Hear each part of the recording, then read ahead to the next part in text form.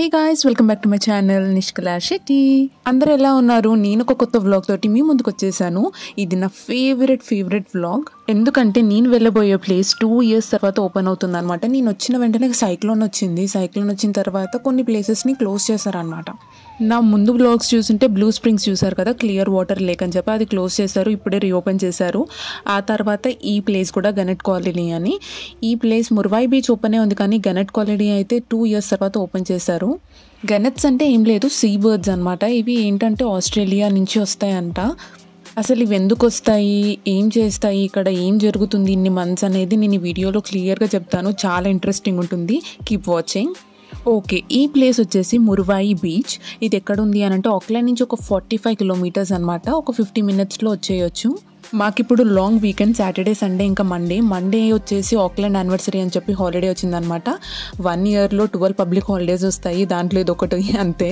సరే, ఇది ఓపెన్ అయిపోయింది, ఇంకా ఎప్పటి నుంచో చూడాలని అనుకుంటున్నా అని చెప్పి నా కొలీగ్ తోటి ఇక్కడికి వచ్చాను. న్యూజిలాండ్లో ఏంటంటే ఇలాంటి వ్యూ పాయింట్స్ని యాక్సెస్ చేయాలి అంటే ఇలాంటి ట్రైల్స్ ఉంటాయి అన్నమాట. ఇప్పుడు ఫస్ట్ మేము గనెట్ కాలనీ చూడ్డానికి వెళ్తున్నాము. కార్ పార్క్ నుంచి ఒక 5 minutes వాక్ అంతే. అస్సలు నేనైతే షాక్ అయిపోయాను. ఎంత బ్యూటిఫుల్ వ్యూ తెలుసా. నేను గనెట్స్ అని చెప్తున్నా కదా, సీ బర్డ్స్ అని. ఇవి వచ్చేసి ఆల్మోస్ట్ లైక్ 2500 గనెట్స్ ఉంటాయి బర్డ్స్ ఇక్కడ. అసలు వ్యూ చూసారా ఎంత బ్యూటిఫుల్గా ఉందో. నేనైతే అలానే చూస్తూ ఉండిపోయాను ఒక 10 minutes అలానే ఉన్నా. అసలు ఏమవుతుంది అని నాకు అర్థం అవ్వలేదు. ఓకే, ఇప్పుడైతే నేను ఈ దాని గురించి మీకు చెప్తాను. గనెట్స్ అంటే సీ బర్డ్స్. మీకు చెప్పినట్టు ఆస్ట్రేలియా నుంచి ఏ టైంలో వస్తాయి అని అంటే అరౌండ్ ఆగస్ట్ టైంలో వస్తాయన్నమాట. ఇవి ఆస్ట్రేలియా నుంచి వచ్చిన తర్వాత న్యూజిలాండ్లో ఒక 3 main ప్లేసెస్లో గనెట్ కాలనీస్ ఉంటాయి. ఇది one of the main place. దీంట్లో మేల్ అండ్ ఫీమేల్స్ ఉంటాయి. మేల్ వచ్చేసి కొంచెం పెద్దగా ఉంటాయి, ఫీమేల్స్ కొంచెం చిన్నగా ఉంటాయి. ఆగస్ట్ నుంచి మార్చ్ వరకు ఇది బ్రీడింగ్ సీజన్ అనమాట. అందుకోసం ఏం చేస్తాయంటే అక్కడి నుంచి ఎగురుకుంటూ ఇంత దూరం వచ్చి ఇక్కడ నెస్ట్ని బిల్డ్ చేసుకుంటాయి. తర్వాత ఏం చేస్తాయంటే ఒక కపుల్ ఉంటాయి కదా, ఒక మేల్ అండ్ ఫీమేల్, ఆ 2 కలిపి ఒక ఎగ్ని పెడుతుంది. ఆ పెట్టిన తర్వాత 44 days మేల్ ఇంకా ఫీమేల్ టర్న్ తీసుకొని ఆ ఎగ్ని హ్యాచ్ చేయడానికి ట్రై చేస్తాయి అన్నమాట. హ్యాచ్ అయ్యాక బేబీస్ బయటకు వస్తాయి కదా, ఇప్పుడు ఏం చేస్తాయి అని అంటే ఆ బేబీస్ని ఫీడ్ చేస్తూ ఉంటాయి, తినిపిస్తూనే ఉంటాయి అనమాట. ఇప్పుడు నేను వెళ్ళేది ఇంకొక వ్యూ పాయింట్. అక్కడి నుంచి చూసాం కదా, ఇప్పుడు మీకు ఒకటి చూపిస్తాను. అక్కడ మూలకు ఒకటి ఉంది కదా, ఆ పాయింట్ నుంచి మేము చూసాము. ఇప్పుడు మళ్ళీ ఈ పాయింట్కి వచ్చాము. మనం మంచిగా అబ్జర్వ్ చేస్తూ ఉంటే ఈ మేల్ ఇంకా ఫీమేల్ బర్డ్స్ ఉంటాయి కదా, అవి ఏం చేస్తాయంటే సముద్రం లోపలికి వెళ్ళి ఫిష్ని పట్టుకొని వచ్చి పిల్లలకి ఫీడ్ చేస్తాయి అన్నమాట. ఈ ప్రాసెస్ అంతా మార్చ్ వరకు అవుతూ ఉంటాయి. ఆ పిల్లలకి రెక్కలు వచ్చి ఎగిరేంత వరకు వాటిని చూసుకుంటాయి అన్నమాట. ఆ బేబీస్ ఇంకా ఎగరలేవు కాబట్టి తిని మంచి ఫ్లఫీగా లావుగా ఉంటాయి. మీకు చూపిస్తా.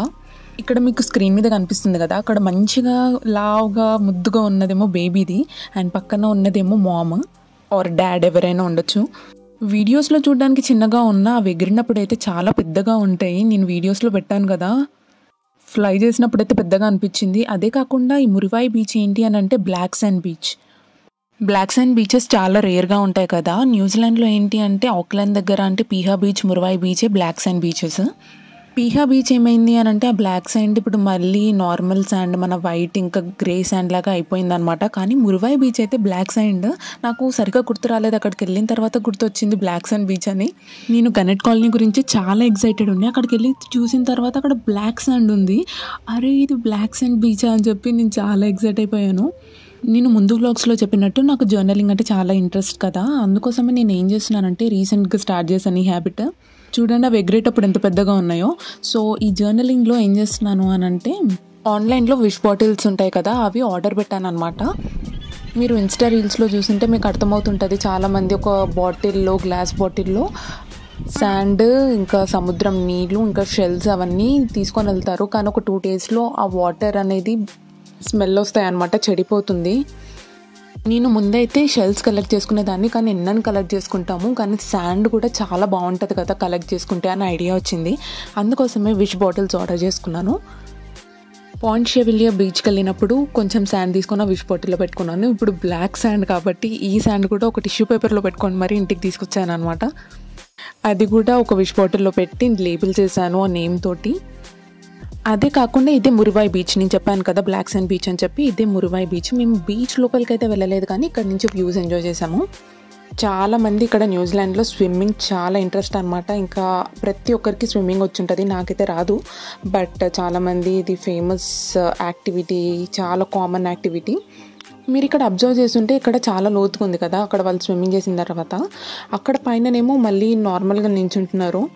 ఇక్కడైతే ఫ్లో అయితే చాలా ఉంది, మేమైతే దిగలేదు, జస్ట్ ఇక్కడ నుంచి వ్యూ చూసామన్నమాట. ఇదైతే నాకు కోరమండలే గుర్తొచ్చింది. నాకు కోరమండల్ జస్ట్ ఈ కేవ్ లాంటిది చూడడానికే వెళ్ళాలని ఇంట్రెస్ట్ ఉంది. ఇంకా హాట్ వాటర్ బీచ్ కూడా ఉంటుందని ఇంట్రెస్ట్ ఉందన్నమాట. కానీ ఈ వ్యూ చూసిన తర్వాత నేను చాలా హ్యాపీ అనిపించింది. అది ఎవరికి తెలియదు అనుకుంటా. మీరు ఒకవేళ మురవాయి బీచ్కి వెళ్తే మాత్రం అక్కడ ఆ కేవ్ని మాత్రం చూడండి, చాలా బాగుంటుంది. ఇక్కడ సమ్మర్ కాబట్టి మోస్ట్లీ అందరూ బీచ్కి వెళ్తారు అనమాట.